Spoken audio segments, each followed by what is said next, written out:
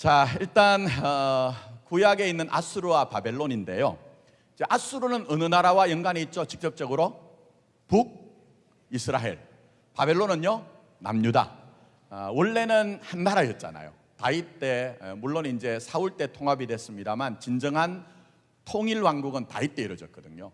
솔로몬 때 와가지고 이제 나라가 그 후에 사후에 쪼개지죠.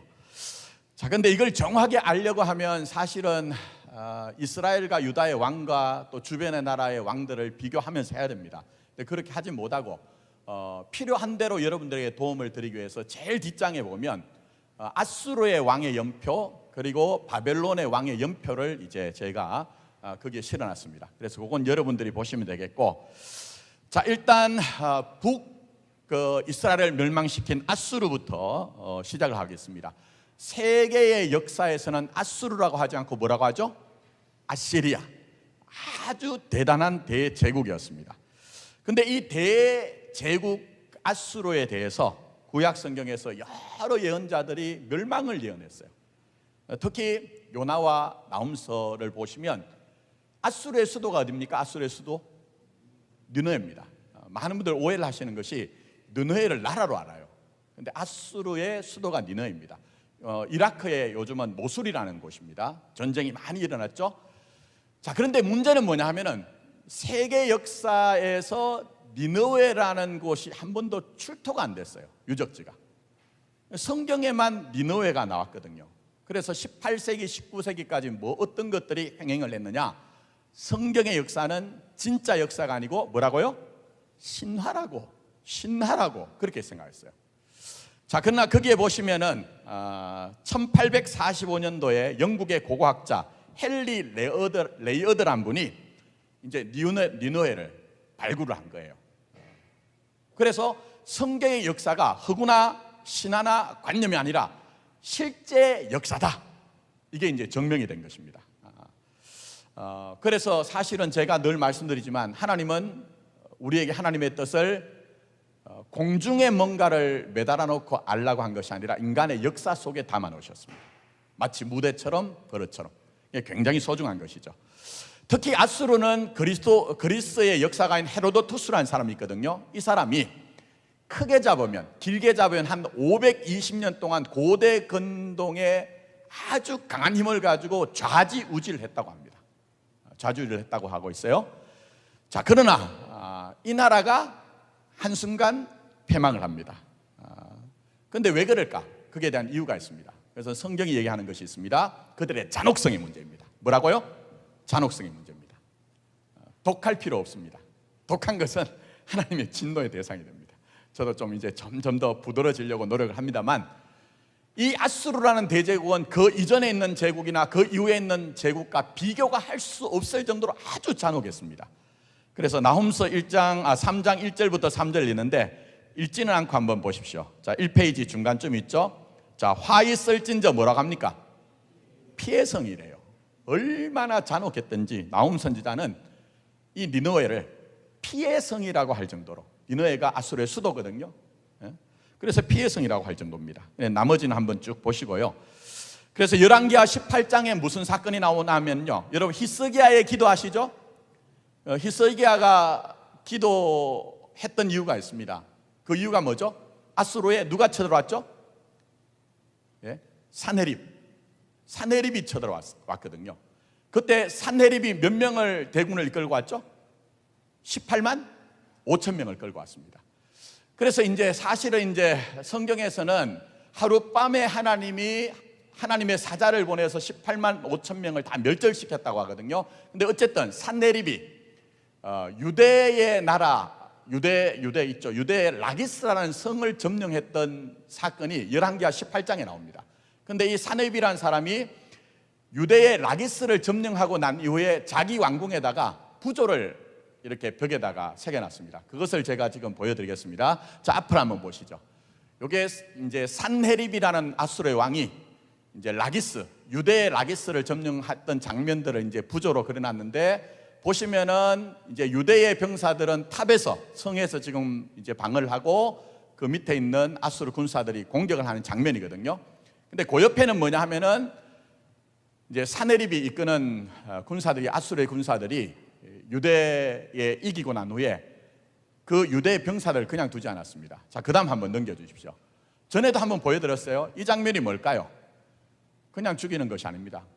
어디다가 꿰어서 죽일까요? 나무꼬쟁이에다가. 생각해 보십시오, 여러분. 사람을 나무꼬쟁이에다가 꽂아가지고 죽인다는 것 얼마나 그 잔혹한 일입니까? 그걸 이제 사네립이라는 왕이 자기의 그 니느웨 성에다가 그렇게 구조로 만들어 놓은 겁니다. 자, 그 다음 한번 장면 보여주시죠. 저건 뭘 하는 장면일까요?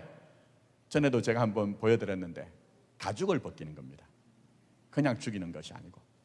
여러분, 우리 조그만 가시가 우리 살에 박혀도 우리가 어마어마하게 고통스럽잖아요. 근데 이 아수르란 나라는 산 사람을 잡아다가 저렇게 가죽을 벗기는 거예요. 그렇게 죽이는 거예요. 그 정도로 잔혹한 나라입니다. 자, 그 다음 한번 보여주십시오. 요거는 뭐냐 하면은 아수르니팔이라고 하는 왕이 있습니다. 사네립 말고 그 왕이 자기의 왕궁에다가 부조를 만든 것인데 뭐로 지금 죽이고 있을까요? 철퇴를 가지고 산 사람의 머리를 내리 찍는 거예요. 그렇게 죽이는 장면입니다. 자, 그 다음 한번 보여주십시오. 자, 요건 뭘까요? 산 사람의 목을 자르는 겁니다. 죽은 사람의 목을 자르는 것도 잔혹할 건데 산 사람의 목을 자르는 거예요. 자, 그 다음 장면 안 보입니까? 예, 그 다음은 장면은 뭘까요? 그렇게 자른 머리를 가지고 대적하는 그 나라의 공포심을 조장하기 위해서 어떻게 했을까요? 머리를 들고 행진하는 장면을 지금 저기에 부조로 그려놓은 겁니다. 자, 그 다음 한번 보여주십시오. 자, 그렇게 머리를 자른 것들을 어떻게 합니까? 우리도 임진왜란 때 뭐가 있죠? 일본이 귀무덤이라는 걸 했죠. 그것처럼 해골을 쌓아가지고 저렇게 자기들의 힘을 과시한 겁니다.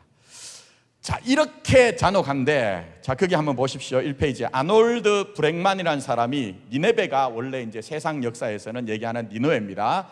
니네베 발굴기란 책에서 어느 아수르 왕의 기념비를 발견했거든요. 근데 이름은 몰라요. 다 뭉개져 가지고. 근데 내용이 이렇게 나옵니다. 자, 뭐라고 하느냐? 자기들의 그 힘과 근세를 자랑하는데, 자, 한번 보십시오. 자, 한번 여러분이 이 얘기를 들으실 때, 와, 어떤 느낌일까 한번 느낌으로 여러분 생각해 보십시오. 나는 귀족들의 껍데기를 벗겼고 3,000명의 포로들을 불에 태워 죽였다. 나는 한 명의 포로도 남겨두지 않았다. 나는 그들의 손과 발을 자르고 코와 귀를 베어내기도 하였다. 수많은 병졸들의 눈을 도려내기도 했으며 처녀들을 통째로 굽기도 하였다. 어떻습니까? 잔혹하죠. 아주 잔혹합니다. 너무너무 잔혹합니다. 이렇게 잔혹하게 한 이유가 있습니다. 그게 뭐죠? 정복해야 되는 나라의 공포심을 불어넣는 겁니다. 아수르란 이름만 들어도 벌벌 떨도록 한 겁니다. 그리고 더 나가서 그렇게 잔혹하게 죽이고 살육하는 것뿐만 아니라 한 나라를 정복하면 그 나라에 살던 사람을 자기 고향에 살지 못하게 하고 어떻게 할까요? 다 흩어버립니다. 다 흩어버립니다. 그래서 북이스라엘도 아수르의 사마리아가 점령당하여 기원전 722년입니까? 그렇게 멸망하고 난 후에 자기 고향에 살지 못합니다. 그래서 북이스라엘 사람들을 전부 다 다른 나라로 흩어버립니다. 그리고 그 땅에는 누구를 데려오죠? 이민족을 데려옵니다. 그래서 여러분들 아신 것처럼 예수님 당시에 왜 유대인들이 사마리아는 예전에 북이스라엘의 수도였거든요. 그 사람들을 왜 개같이 여겼습니까? 그건 그냥 민족 간의 감정의 문제가 아니라 그것은 혈통이 혼잡하게 된 것과 함께 사실은 이민족이 그 땅에 들어와가지고 혼혈이 되어질 때에 야훼 하나님을 믿는 신앙이 굉장히 혼란스러워졌다는 겁니다. 종교적인 이유가 있는 거예요. 그렇게 해가지고 유대인들과 사마리아 사람 관계가 안 좋았죠. 자, 그러면 여기서 우리가 알 수 있는 게 있습니다. 잔혹성이 뭡니까? 잔혹성이 성경이 얘기하는 잔혹성의 모습은 바로 압수르라는 나라가 아주 대표적인 모습이죠. 하나는 생존의 문제입니다. 무슨 문제라고요? 생존의 문제. 한 사람의, 한 공동체의 생존을 함부로 짓밟는 거예요. 생존을. 그게 바로 아수르 사람들이 행했던 일입니다. 자, 그 다음에 두 번째는 흩어버립니다. 자기 삶의 근거로부터 사람들을 흩어버리는 겁니다. 뿌리를 내리지 못하게 하고 뿌리 내렸던 것을 거두어 가지고 흩어버리는 겁니다. 그런데 오늘 이런 일들에 대해서 아수르를 통해서 우리에게 교훈하는 것이 있습니다. 하나님이 눈 뜨고 못 보는 것이 하나가 있다고 하면 잔혹함입니다. 그 잔혹함이 뭡니까? 한 사람의, 한 공동체의 생존과 그들이 뿌리를 내리고 있는 근거들을 그렇게 아수르처럼 흩어버릴 때, 짓밟아버릴 때, 그것을 하나님은 뭐로 보신다고요? 죄악으로 보고 계시다는 겁니다. 자, 그런 점에서 한번 보겠습니다. 자, 그 다음 뒤로 한번 넘어가 보십시오. 2페이지. 제가 막 그냥 문자대로는 안다고 했어요. 문장대로. 그래서 하나님이 어느 정도 그렇게 하시느냐? 아수르가 멸망하기 한 200년 전부터 해서요, 하나님께서 선지자들을 통해서 아수르에게 계속 경고합니다. 대표적으로 이사야 선지자, 나훔, 스가랴 등. 그래서 여러분 아신 것처럼 이런 하나님의 경고를 한때는 받아들였습니다. 누구를 통해서요? 누구를 통해서요? 요나를 통해서. 그래서 니느웨가 해결하잖아요. 그러나 여러분, 한때의 해결은 진정한 구원을 이루지 못합니다. 니느웨가 그 잔혹성을 버리지 못하고 이 민족들을 그들의 근거로부터, 고향으로부터 흩어버릴 때에 결국 하나님은 자신이 경고하신 대로 역사 속에서 그것을 그대로 이루십니다. 자, 그래서 거기 한번 보십시오. 나훔서 1장 1절부터 9절 한번 볼까요? 자, 읽진 않을게요. 자, 1절 한번 보십시오. 2페이지 위에 니느웨에 대한 경고, 곧 엘고스 사람 나훔의 글이라. 여호와는 질투하시며 어떤 하나님이시죠? 보복하신 하나님, 보수하신 하나님. 예전에 그렇게 했어요. 보복하는 하나님이시니라. 여호와는 보복하시며 어떻게 해요? 진노하시되 자기를 거스른 자에게 여호와는 보복하시며 자기를 대적하는 자에게 진노를 품으시며, 이렇게 얘기합니다. 무슨 얘기입니까?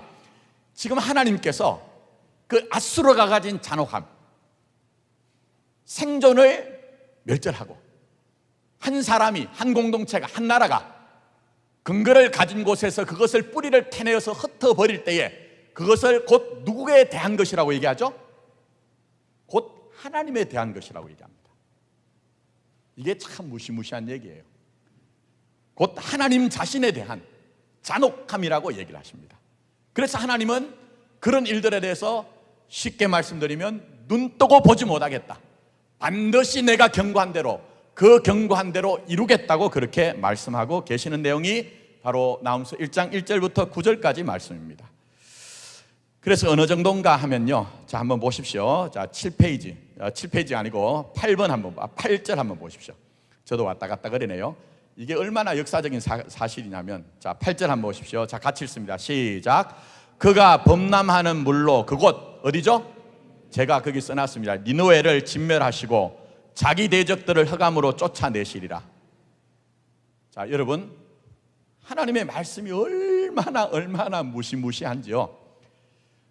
사실은 신흥강국인 신바벨론에 의해서 아수르가 몰락이 됩니다. 그리고 결정적으로 진짜 완전히 몰락을 하는 것은 제가 거기 써놨지만 갈그미스 전투라고 해가지고 애굽이 바벨론에 패했을 때 완전히 역사에서 사라집니다. 자, 그런데 제가 왜 8절 읽으라고 한지 아십니까? 제가 여기 써놨지만 무려 2450년 동안 니느웨는요, 사람들이 신하라고 생각했어요. 출토가 되지 않았으니까, 발굴이 되지 않았으니까. 왜 그런지 아십니까? 하나님 말씀대로 됐습니다. 커다란 홍수가 니느웨를 덮여가지고 표층이 한 8m 정도 되도록 그 도시를 완전히 덮어버렸습니다. 그래서 무려 2000여 년 넘게 니느웨란 도시가 실제적으로 존재하는지를 몰랐어요. 그런데 여러분, 오늘 제가 읽어드린 나훔서 1장 1절부터 9절에 나온 말씀 중에 특히 8절을 보시면 그가 범람하는 물로 그곳을 진멸하시고 자기 대적들을 흑암으로 쫓아내시니라 말씀하시죠. 그러면 제가 왜 이 말씀을 드립니까? 반면교사죠. 하나님은 늘 역사를 통해, 일어나는 사건들을 통해 목적은 하나님의 백성들, 하나님의 자녀들을 목적으로 하여 말씀하십니다. 그게 중요한 겁니다. 자, 그러면 그게 뭘까요? 제가 거기 해놨죠. 자, 잠깐 졸리니까 우리 같이 2페이지 밑에 자, 한번 보겠습니다. 자, 뭐라고 하냐? 줄쳐놓은 부분 한번 보십시오. 그건 이렇게 해가지고 같이 읽습니다. 시작. 그건 나움 선지자뿐 아니라 선지자를 통해 경고하신 대로 자신의 이익을 위해 잔혹한 것에 대해 하나님은 이를 어떻게 해요? 용납하시지 않는다. 그러니까 아수르의 잔혹함은요, 전부 다 아수르라는 제국을 유지하는 데 있어서 소용됐거든요. 남들의 생존권을 밟고 그들의 가지고 있는 삶의 근거지를 박탈하여 다 흩어버리는 것, 이 잔혹함에 대해서 하나님이 용납을 하지 않는다는 겁니다. 그런데 이런 사건을 통해서 하나님이 진짜 목적한 것은 하나님의 백성들에게 알아차리라는 것입니다. 그 내용이 뭡니까? 그 아래 보십시오. 15절, 나홈서 1장 15절. 자, 같이 읽습니다. 시작. 볼지어다 아름다운 소식을 알리고 화평을 전하는 자의 발이 산 위에 있도다. 유다야, 내 절기를 지키고 내 서원을 갚을지어다. 악인이 진멸되었으니 그가 다시는 내 가운데로 통행하지 아니하리로다 하시니라. 아멘. 자, 자세하게 풀진 않겠습니다. 자, 그러나 여기에서 얘기하는 게 뭡니까? 반면교사 삼으라는 얘기라고 말씀드렸습니다.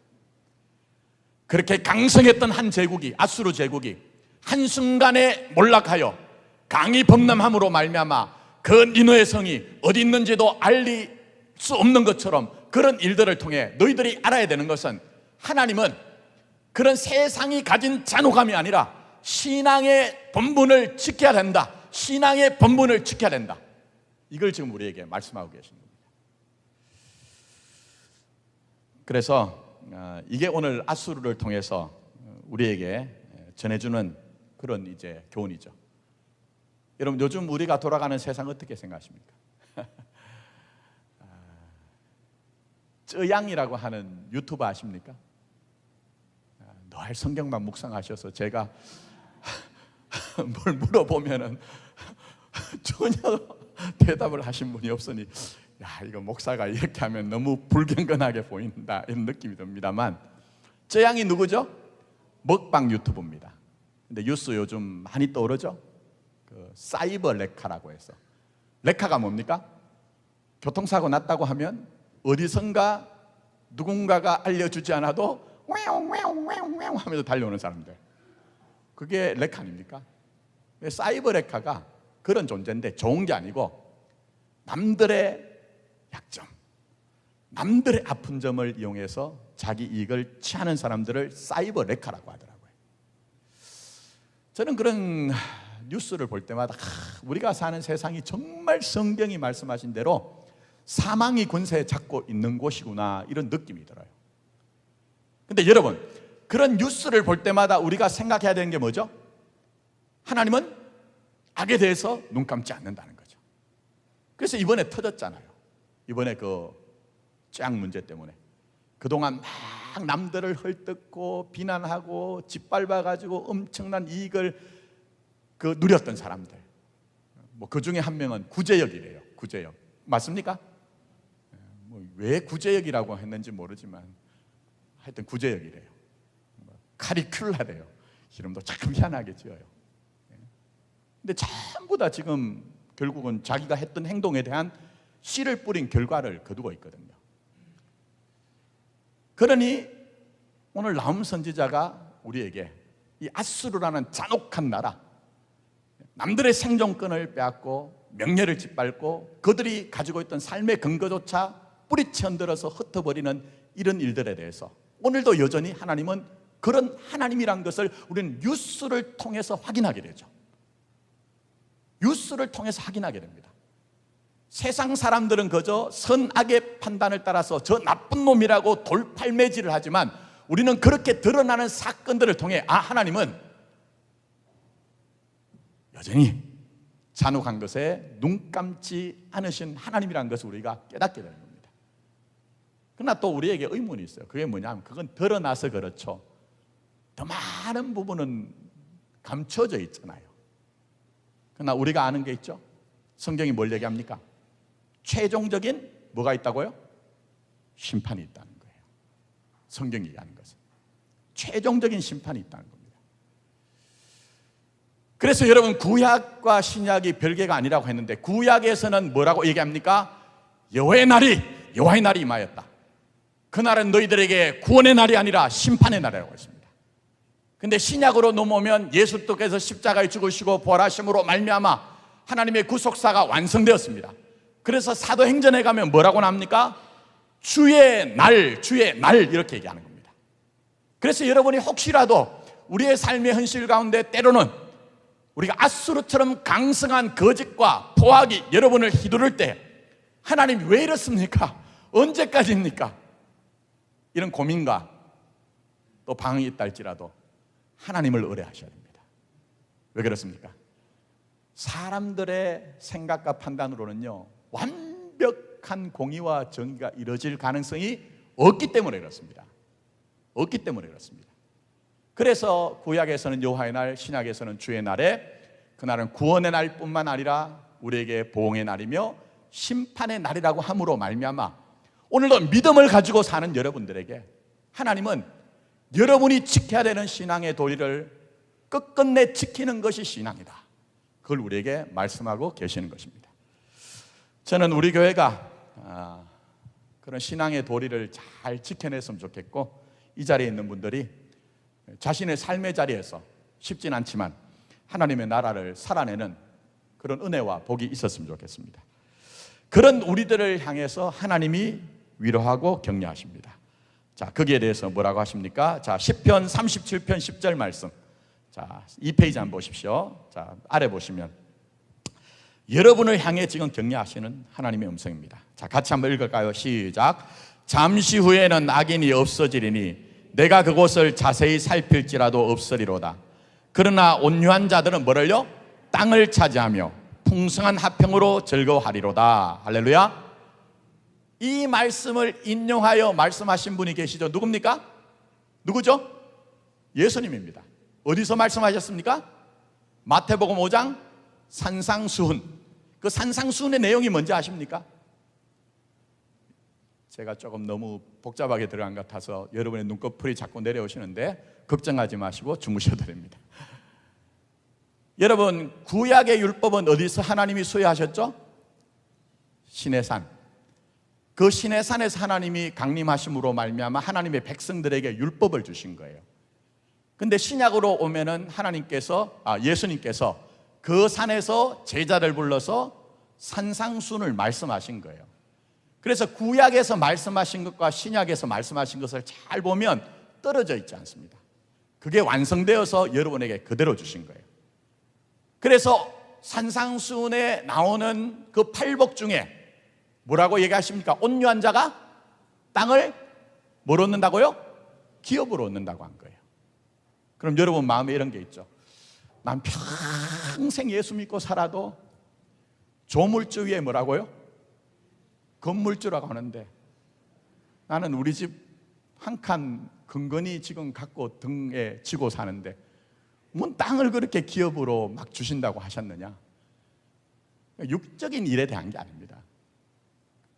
제가 좀 오늘 빠져나가는 얘기니까 간단하게 말씀드리면, 여러분 아브라함에게 약속하신 게 뭐가 있죠? 하나는 아들 준다. 그 제가 말씀드렸죠. 갈라디아서에 가가지고 우리가 다 그리스도 예수를 믿음으로 아브라함의 자손이라고 했죠. 그리고 믿을 때에 아브라함의 복을 가진 자라고 했잖아요. 그래서 우리가 하나님의 아들, 딸 된 거예요. 그 다음에 땅은 뭡니까? 신약으로 딱 와서 이해를 하셔야 됩니다. 그게 뭐죠? 너희가 어디까지 이른다고요? 땅 끝까지 이르리라.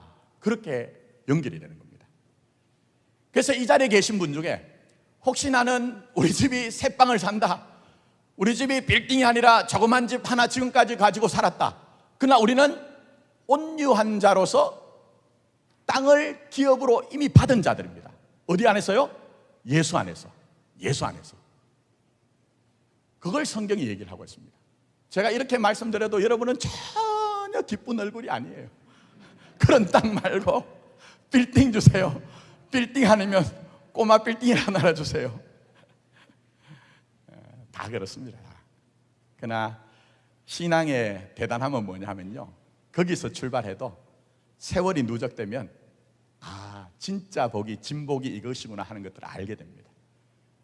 그걸 이제 신앙 안에서 우리에게 가르쳐 주시는 것이 하나님의 은혜인 것입니다. 그래서 마태복음 5장 5절에 온유한 자는 복이 있나니 그들이 땅을 기업으로 받을 것이며 했는데, 주의하실 것, 온유하다는 것은 부드럽다거나 아니면 또 여린 마음을 갖고 있다는 그런 의미가 아닙니다. 여기서 오해를 하시면 안 됩니다. 많은 분들이 그런 오해를 하시더라고요. 그래서 이런 경우가 있습니다. 예수 믿으며 온유한 것을 한자로 표현하면요, 뭐라고 해요? 호인. 무슨 말인지 아십니까? 뼈 없는 호인. 쉽게 얘기하면 오징어처럼, 문어처럼 어디든지 유들유들한 것이 온유하다고 생각을 해요. 그러나 그렇지 않습니다. 이 온유란 말은 거기 나오죠. 프라우스란 말로 야생의 짐승들, 야생말이든지 야생의 짐승들이 잡혀와가지고 주인에게 길들여진 상태예요. 길들여진 상태. 그럼 여러분, 여기서 우리가 이해할 수 있는 게 있죠. 앗수르의 문제는 뭐였어요? 하나님이 선지자들을 계속 보내서 그들을 길들인 거예요. 너희들의 그 잔혹함, 너희들의 난폭함은 너희들 곁에 있는 이웃들을, 타자를 그렇게 잔혹하게 대하면 안 된다, 안 된다 그렇게 했지만 길들여지지 않은 거예요. 잠시 요나가 와가지고 센 얘기하니까 길들여진 것처럼 보여졌지만 그들 안에 있는 근본적인 그 잔혹성을 해결하지 못한 거예요.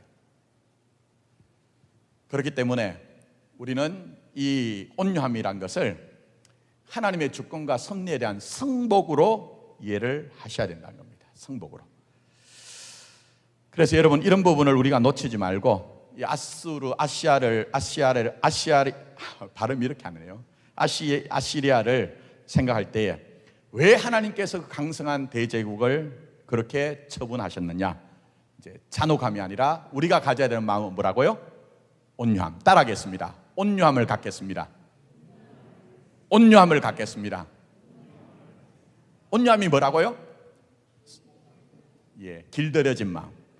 길들여진 마음이다. 그렇게 제가 하나님께 길들여진 마음이다. 그렇게 말씀을 드렸습니다. 그래서 여기에 필요한 것들이 있다면 때로는요, 우리가, 제가 이런 표현을 씁니다. 하나님에게 길들여지면 때로는 세상이 볼 때는, 사람들이 볼 때는 오히려 야생마처럼 보일 때가 있어요. 왜요? 요구하시는 분이 세상과 사람이 아니기 때문에. 그래서 오히려 하나님이 우리를 길들일 때는 제가 그런 표현을 씁니다. 모든 사람이 이해할지라도, 우리 예전에 광고 있었잖아요. 기억 안 나십니까? 공익 광고. 모든 사람이 이해할지라도 아니할 수 있어야 되고, 모든 사람이 아니할지라도 이해할 수 있어야 된다. 그걸 우리가 기억하고, 앗수르란 나라를 기억하실 때 잔혹함이 아니라 온유함, 하나님이 우리에게 원하시는 것은 온유함이다, 이렇게 기억을 하시면 좋겠습니다. 자, 이제 반을 왔는데 더 빨리 갑니다. 말이 조금 빠를 수 있으니까 여러분 이해를 하십시오.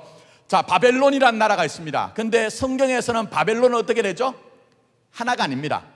구바벨론, 신바벨론이 있습니다. 구바벨론에 활약했던 대표적인 구약에 나오는 인물이 누구죠? 아브라함입니다. 아브라함. 그리고 신바벨론은 유다의 패망과 관련했습니다. 구바벨론은 여러분 함무라비 법전 아시죠? 그 함무라비 왕이 통일했던 대제국이라고 보시면 되고, 신바벨론은 말씀드린 것처럼 유다의 멸망과 패망과 관련이 있습니다. 자, 여기에 대해서 제가 말씀드리려고 하는데요, 이것도 아시리와 아수르와 마찬가지로 세상의 역사에는요, 바벨론이, 신바벨론이 그렇게 기록이 많이 없습니다.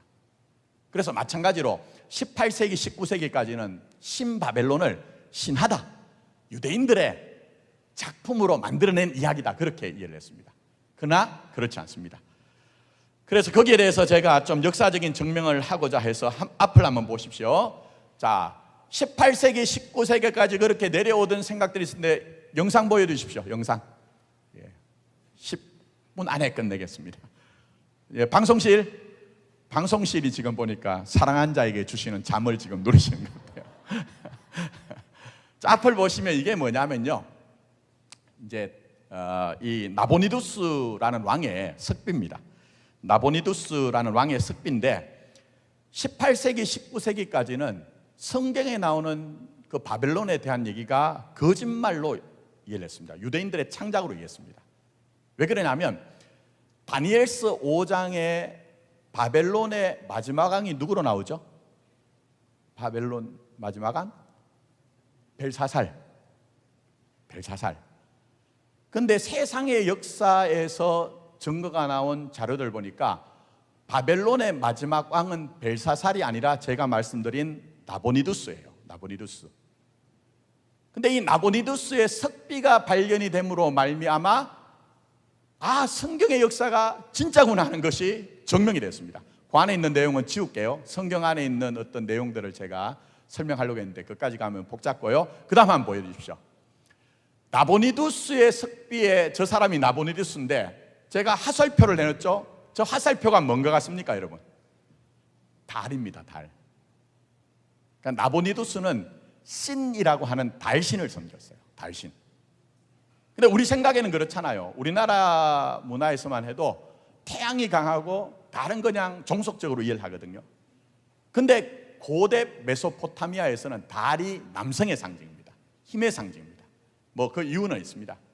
왜냐하면 그 당시에 농경 문화에서는 달에 따라 가지고 정기적으로 달이 움직이는 것에 따라서 농사를 지어야 했기 때문에 저 달이 엄청난 힘을 가진 것으로 이해를 했습니다. 자, 근데 나보니두스가요, 원래 신 바벨론이 섬겼던 신은 뭐냐면요, 마르둑이라는 신이었습니다. 마르둑. 그런데 이 나보니두스가요, 원래 태생이 어디냐 하면 원래 아수르 사람입니다. 어머니가 아수르 사람. 그리고 자기가 어디서 태어났냐 하면은 하란이 어디죠 여러분? 하란. 아브라함이 갈대아 우르를 떠나서 어디서 중간에 머무르죠? 하란. 그 하란이 바로 달신을 섬기던 중심지였습니다. 그래서 이 사람이 마르둑이라는 신을 교체를 해가지고 달신을 섬기려고 애를 썼습니다. 그리고 그 아들인 벨사살이 마찬가지였습니다. 근데 중요한 게 있죠. 그게 뭐냐면은 세상의 역사에서는 마지막 왕이 말씀드린 것처럼 나보니두스인데 왜 벨사살이 성경에서는 마지막 왕이라고 하느냐? 그게 대한 증거가 아까 말씀드린 그런 석비하고 여러 자료들이 나왔습니다. 그게 뭐냐 하면요, 제가 거기 써놨습니다. 한번 여러분이 나중에 자세하게 보고 간단하게 그냥 말씀드릴게요. 이 나보니두스 왕이라는 사람은 우리로 얘기하면 신앙이 돈독했습니다. 어떤 신에게요? 달신에게. 신이라고 하는 달신에게. 그래가지고 왕궁에 머물지 않고 아라비아 사막에 광야에 들어가지고 사막을 건너가가지고 한 10년 동안을 그 신이라고 하는 달신을 섬기고 경배를 했습니다. 그것뿐만 아니라 제가 말씀드린 것처럼 마르둑이라는 신을 달신으로 교체하는 과정에서 신바벨론의 민심이 굉장히 안 좋았습니다. 이곳저곳에서 반란이 일어났습니다. 그래서 나보니두스가 했던 일이 뭐냐 하면은 내란을 평정하러 다녔습니다. 그리고 말년에는 병이 들어가지고 요양을 하러 다른 곳에 가 있었습니다. 그래서 했던 일이 뭐냐 하면은 자기 아들 벨사살을 대리하여 왕으로 세운 겁니다. 그래서 제가 말씀드렸죠. 다니엘서 5장에 벨사살 왕이 나오는데 그런 이유 때문에 성경이 정확하게 그것을 그렇게 기록을 하고 있는 겁니다. 자, 그러면 조금 건너뛰어서 다니엘서 5장에 연회가 나오죠. 연회가 나오는 거 아십니까? 그때 막 벨사살이 그죠? 연회를 베풀 때 그때 벽에 뭐가 손가락이 나타나서 뭐라고 써죠? 뭐라고 씁니까? 메데 메네 데겔 우바르신. 너무 공포스러워가지고 막 떨고 있을 때 벨사살이 뭐라고 합니까? 요거 해석하는 사람에게는 나라에 뭐라고 합니까? 셋째 자리를 주겠다고 합니다. 왜 셋째 자리죠? 이거 가지고 18세기 19세기까지만 해도 역사가들 이거 봐라 거짓말이다. 이것만 봐도 거짓말이다. 어떻게 다니엘이 셋째 자리에 가느냐, 국무총리로서. 근데 제가 말씀드렸던 그런 자료들이 나옴으로 말미암아 나보니두스가 아버지 왕이죠. 자기 아들한테 왕위를 섭정했죠. 그래 둘째죠. 셋째가 누굴까요? 다니엘이 된 거예요. 성경이 역사라는 것이 증명이 된 겁니다. 자, 근데 중요한 게 있습니다. 자, 아수르는 잔혹함 때문에 멸망하였다면, 자, 많이 건너뛰죠. 잔혹함 때문에 그렇게 멸망하였다면 왜 바벨론은 멸망했는가 하는 겁니다. 자, 어디를 보셔야 되냐 하면은 나중에 여러분이 자료를 보시고 자, 3페이지 밑에 한번 보십시오. 3페이지. 다니엘서 5장 1절부터 4절 한번 보겠습니다. 자, 다 끝났습니다. 좋은 강사는 늦게 시작하여 제 시간에 마치는 겁니다. 자, 3페이지 밑에 이 신바벨론이 멸망한 이유를 한번 보겠습니다. 자, 같이 읽습니다. 시작. 벨사살 왕이 그의 귀족 1000명을 위하여 큰 잔치를 베풀고 그 1000명 앞에서 술을 마시니라. 이게 아까 말씀드렸던 마르둑 신이 아니고 신이라고 하는 달신을 주신으로 하여 다른 신들의 연회를 연 걸 얘기합니다. 자, 2절부터 읽습니다. 시작.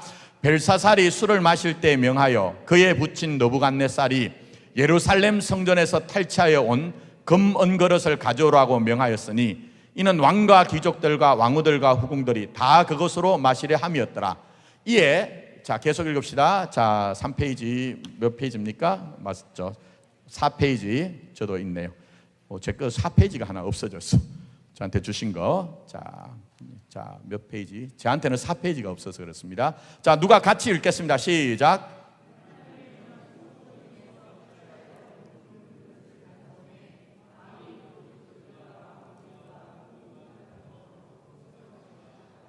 그들이 술을 마시고는 그 금, 은, 구리, 쇠, 나무로 돌로 만든 신들을 어떻게 해요? 찬양하니라. 이렇게 하겠습니다. 이게 무슨 얘기일까요? 이게 무슨 얘기일까요, 여러분? 예루살렘 성전을 불태워버리고 무너뜨린 게 신바벨론이에요. 근데 거기에 있는 금, 은, 여러 가지 그릇을 가지고 왔습니다. 근데 여기는 어떤 뜻이 있느냐 하면 고대 사람들은 전쟁은 신들의 전쟁으로 생각했습니다. 그럼 현상적으로 지금 바벨론의 신이 이긴 겁니까? 유대 신이 이긴 겁니까? 그렇죠.